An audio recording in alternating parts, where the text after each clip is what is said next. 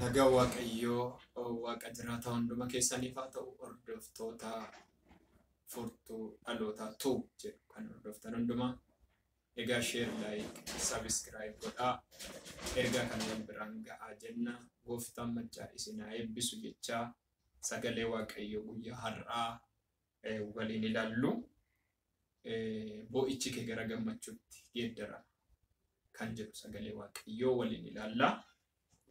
Isa dursee garuu waaqayyoon nan kadhadha sagalee kana utuun dubbatiin dura waaqayyoon nan kadhadha gooftaa waaqaaf lafaa galanni siif haa ta'u jabaan akka kee waan hin jirreef ulfaadhu gaarummaa nutti agarsiiste hundumaa galata guddaa argadhu amma sa'aatii kana kaasee wanjoon nu qabe kamuu maqaa Yesus Kiristoosiin nurraa kan ka'e haa ta'u hidhaan kamuu maqaa Yesus Kiristoosiin nurraa kan cirame haa ta'u nu aguugee kan nu qabe yaa waaqayyo iddoo garaa garaatti jireenya keenya hidhee kan qabe maqaa Yesus nama Naazreetiin nurraa kan garagalee haa ta'u harka kee harka waaqayyootiin ifni guddaan nuuf haa ba'u amma araara kee nutti agarsiisi lafa sagaleen kun ga'utti maqaa Yesuusiin mo'icha argatan akkuma amma dubbadhu boo'aa gaddaa madaa'aa kan jiran maqaa Yesuusiin galatattaa geeddaramuuf nu gargaar maqaa Yesuusiin ameen.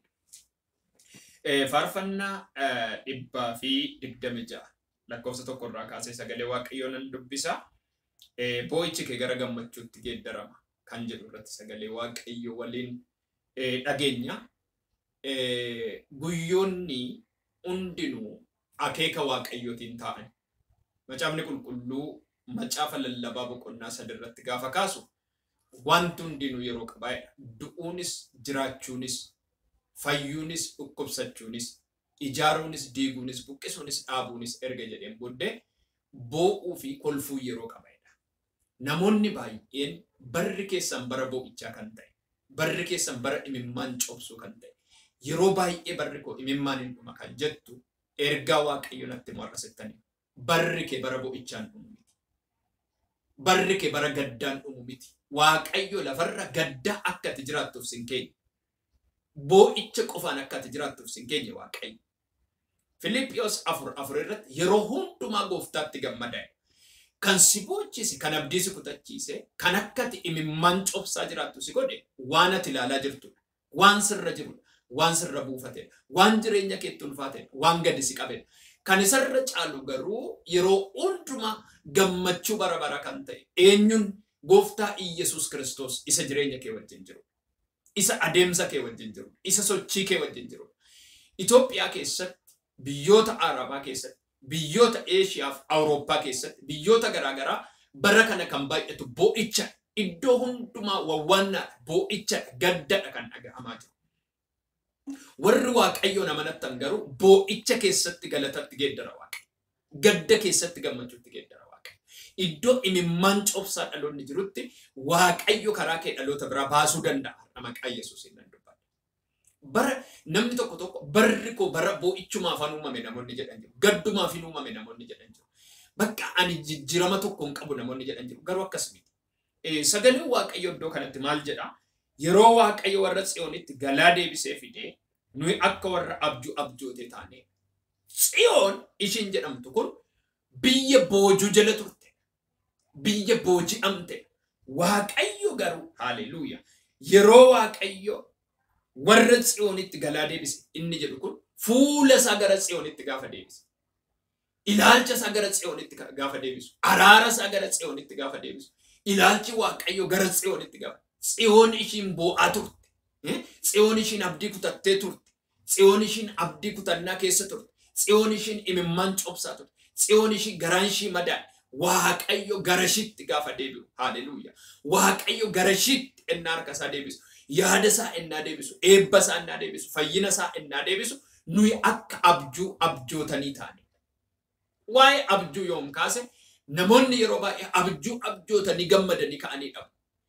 Gammadanii harkaan qabachuu dadhabu. Har'a waaqayyo akkas godha.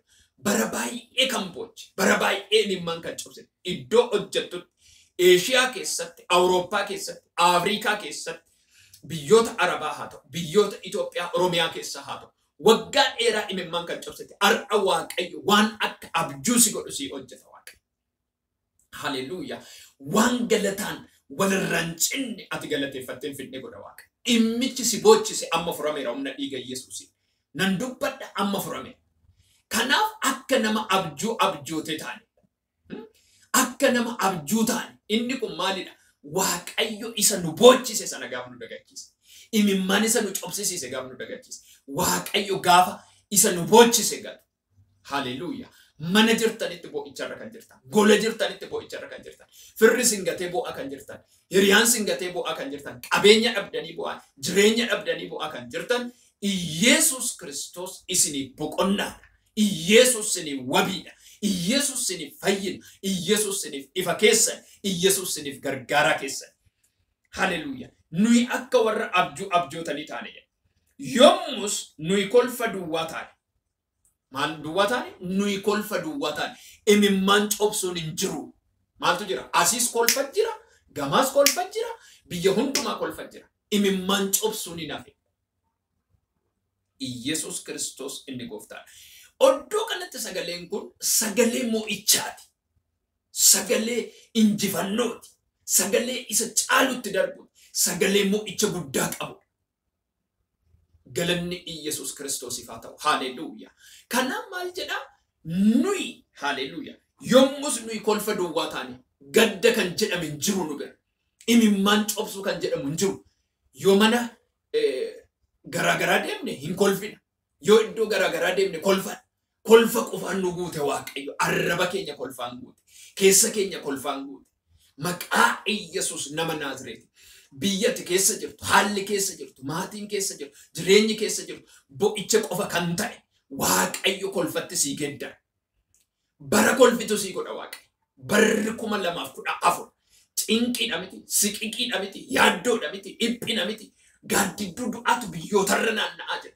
Addunyaa duuni marsee jira. Addunyaa dukkanni marsee jira. Addunyaa bo'ichi marsee. Siif garuu Waaqayyo akkas jechaa. Barri kun bara kolfaa sii ta'a. Kanaan booda bara ifaa sii ta'a. Barati kolfaa jiraatu. Barati gammadaa jiraatu. Barati galateeffachaa jiraatu. Barati irraa afaan lakkaa'aa jiraatu. Humna maqaa Yesuus nama amanuuf hin ta'a. Marraba halabaa sheeketerrebe heenemeshiya. Amma kaasee Waaqayyo bara gammachuu sii godha. Ameen. Bara waan caalutti darbetu sii godha Waaqayyo. Bara waan caalutti siqtu sii godha Waaqayyo. Har'a nan dubbadha sirriitti. Gaddaanan fixa bara kun jedhe.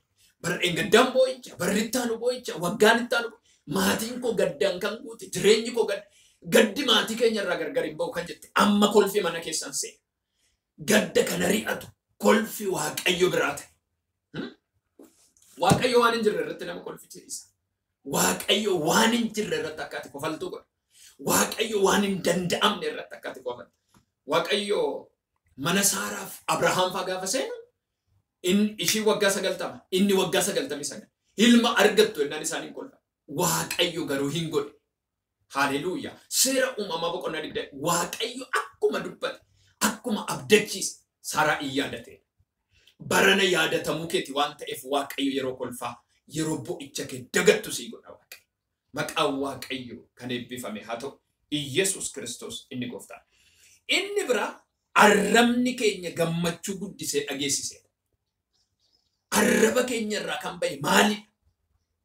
Gammachuu, galata, waan caalu Waaqayyo arraba keenya keessaa burqisiise. Arrabni keenya gadda hin dubbanne. Hallelujah. Arrabni keenya bo'icha hin dubbanne. Biyya Itoophiyaaf biyyoota lolarra jiraniif ergaan qaban.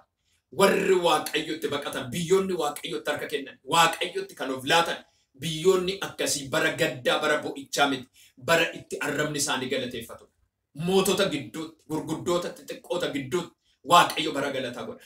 Inni guddaan imimmaan keenya dagachuudhaaf, imimmaan keenya haqamuuf maal gochuu qabna yoo jettan tokko ishii kana dubbadheen kadhadha Waaqayyoon. Waaqayyo irratti of gatuu qabna. Ermiyaas 17:7 namni Waaqayyoon amanate gammachuu qaba.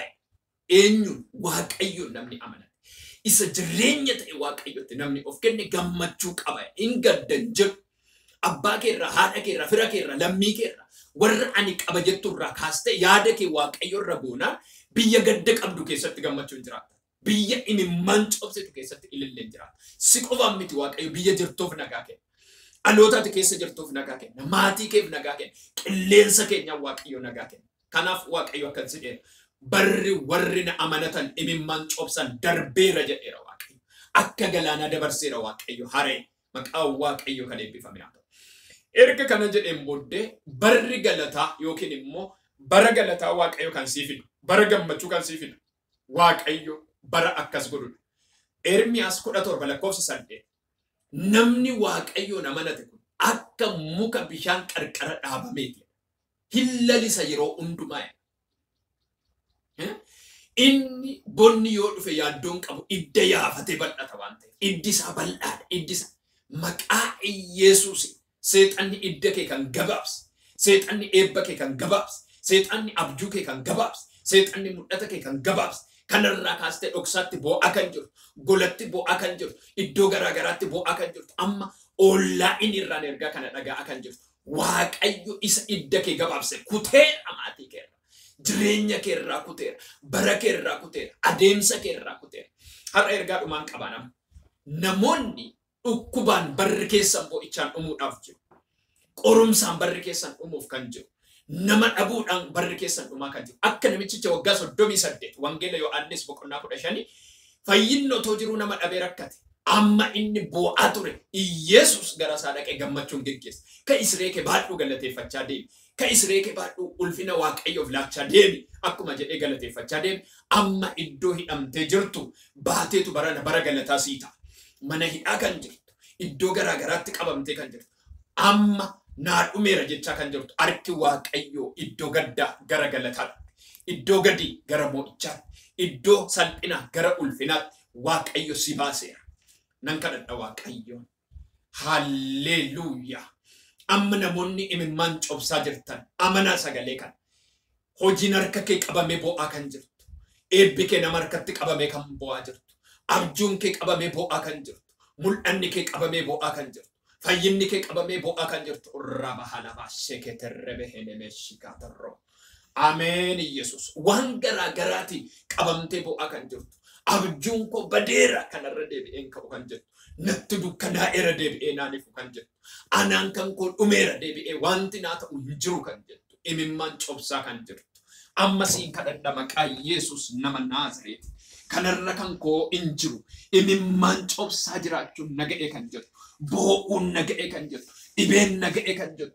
Mana yaalarra deemeen dadhabee kan jirtu. Yeroo garaagaraa kan koo cofameera kan jirtu. Biyya kee boo'aa kan jirtu. Maatii kee